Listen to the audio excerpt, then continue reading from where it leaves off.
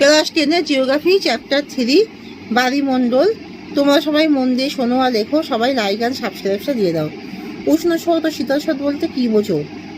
উষ্ণ স্রোত হলো সমুদ্র স্রোত যখন উষ্ণমণ্ডল থেকে প্রবাহিত হয় তখন সেই স্রোতকে উষ্ণ স্রোত বলে।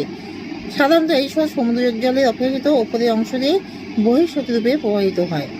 আর শীতল সমুদ্র স্রোত যখন শীতল মেরুপ্রদেশ থেকে প্রবাহিত হয় তখন সেই স্রোতকে শীতল স্রোত বলে।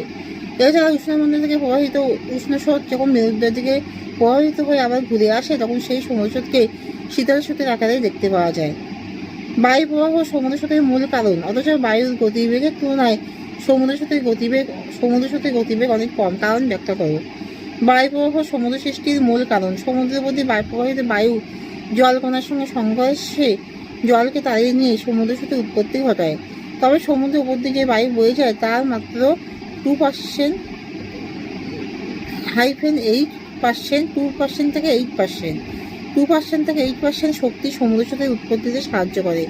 তাই দেখা যায় যেখানে বায়ুর গতিবেগ ঘন্টায় 50 কিলোমিটার সেখানে সমুদ্র স্রোতের বেগ 1 থেকে 2 কিলোমিটার ঘন্টা। সমুদ্রে প্রবাহিত নিয়মিত বায়ু সমুদ্র স্রোত উৎপত্তিতে সর্বাধিক সাহায্য করে। প্রধানত 3টি মহাসাগরে আইন বায়ু, প্রশ্নবায়ু ও মেরু বায়ু সমুদ্র স্রোতের উৎপত্তি ঘটায়। শৈবাল সাগরের উৎপত্তি কেন ঘটেছে? আটলান্টিক মহাসাগরে দক্ষিণ পশ্চিম উপসাগরের স্রোত, উত্তর নিরক্ষীয় স্রোত এবং ক্যানারি স্রোত পর্যায়ক্রমে আবর্তিত হয়ে কয়েক হাজার বর্গ কিলোমিটার বিস্তৃত একটি বিশাল আয়তকার অঞ্চল জুড়ে একটি ঘূর্ণ স্রোত বা জলপথের সৃষ্টি করে। এই বিশাল জলপথের মাঝখানে কোনো রকম জলপ্রবাহ থাকে না বলে স্রোতবিহীন এই অঞ্চলে নানা রকম শৈবাল, আগাছা ও জলজ উদ্ভিদ জন্মায়। এইভাবে শৈবাল স্রোতের উৎপত্তি ঘটে। ঋতু পরিবর্তন ভারত মহাসাগরের সমুদ্র স্রোতকে কীভাবে প্রভাবিত করে? ঋতু পরিবর্তনের সাথে সাথে মৌসুমী বায়ুর দীর্ঘ গতি পরিবর্তিত হয়। এর ফলে সমুদ্র স্রোতেরও দীর্ঘ গতি পরিবর্তিত হয়। তাই বলা যায় ঋতু পরিবর্তন তথা মৌসুমী বায়ু ভারত উপসাগরের সমুদ্র স্রোতকে প্রভাবিত করে।